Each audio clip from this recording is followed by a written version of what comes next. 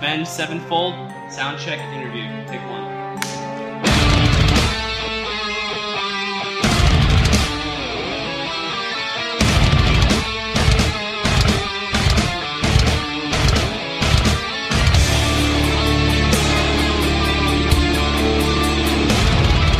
Well, the significance of the album is obviously huge to us. We wrote the whole record with the Rev throughout the last probably 6 months before he passed away. And we were 2 weeks out from recording it all, and then he suddenly died.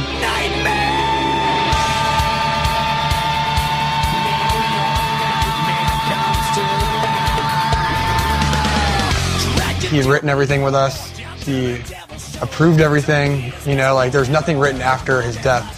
So it's a really emotional record for us, and when we had someone come in and fill in the drums, Mike Portnoy, he really felt like he kept the spirit alive. So to us, the record is obviously the most emotional record we'll probably ever make. We felt it was important to carry on his legacy and put this out and let the kids hear it.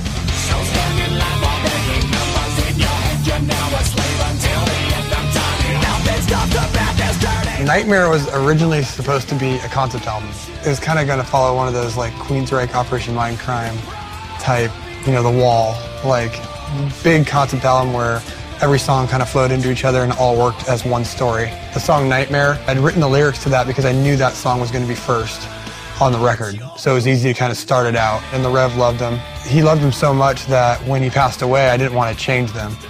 A lot of the rest of the record is written about him and for him, and just about his life and about our experiences with him.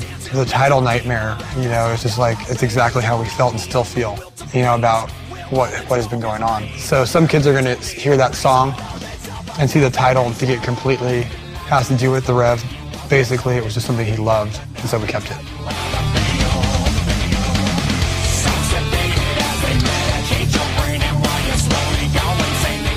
We definitely wanted to kind of go back to our roots, which was just adventurous, fun, crazy, heavy metal that we were definitely missing at that point in our life, and we kind of wanted to do this really long, adventurous record, and it was just fitting to have a lot of just craziness. So there's a lot of long, heavy, ridiculous songs, and then there's some really just touching stuff. But I think overall, for me personally, I think the overtone of this is just so raw and emotional and real. You got a lot of heavy stuff, you got a lot of softer stuff, you have some in between. You know, it runs the gamut as we usually do, but it's definitely an eclectic, real heavy rock metal record.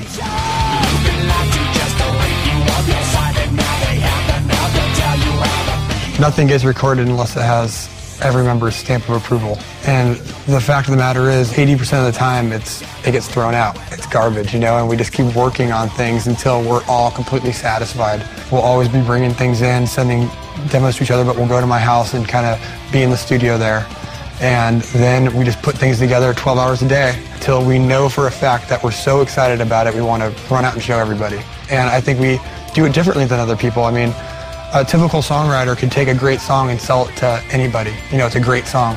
With Avenged Sevenfold, our great songs are different than anybody. Like, you're not going to go sell Nightmare to somebody, or you're not going to sell an 11-minute song called Save Me, which is on the end of the record. You're not going to sell it to anybody. It's only our band that can perform that song and do it justice. And we're not opposed to having Britney Spears perform God Hates Us if she wants to.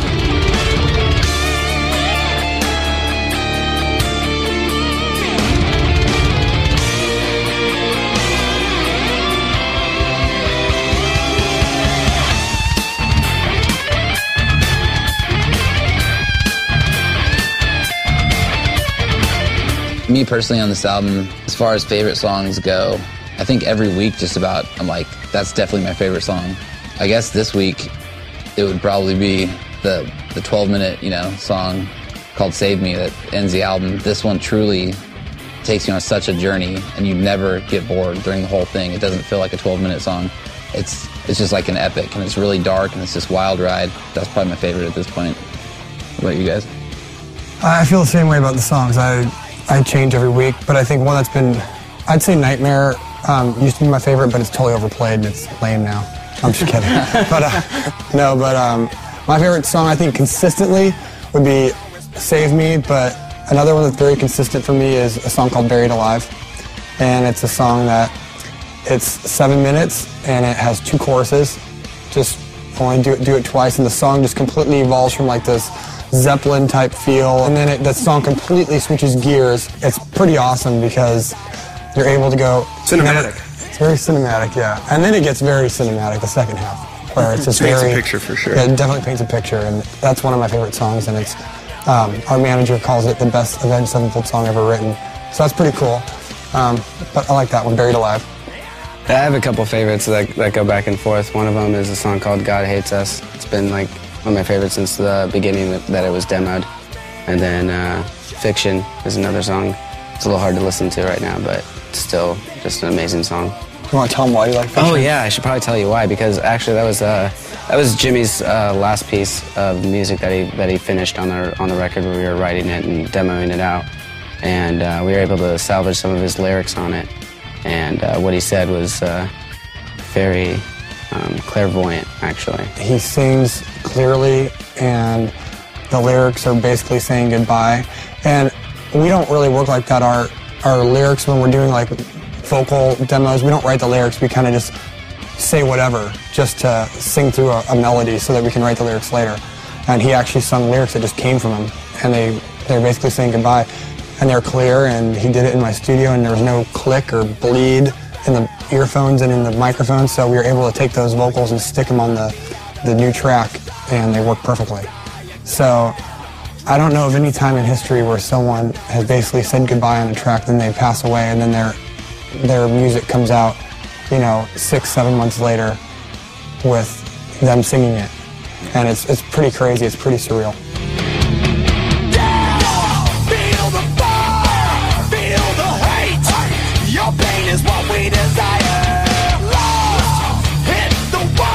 Our fans have been extremely supportive and very close with us.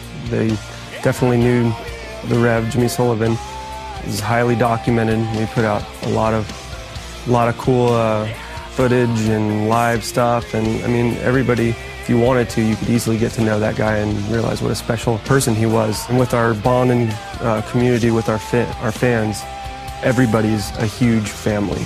And so basically right now,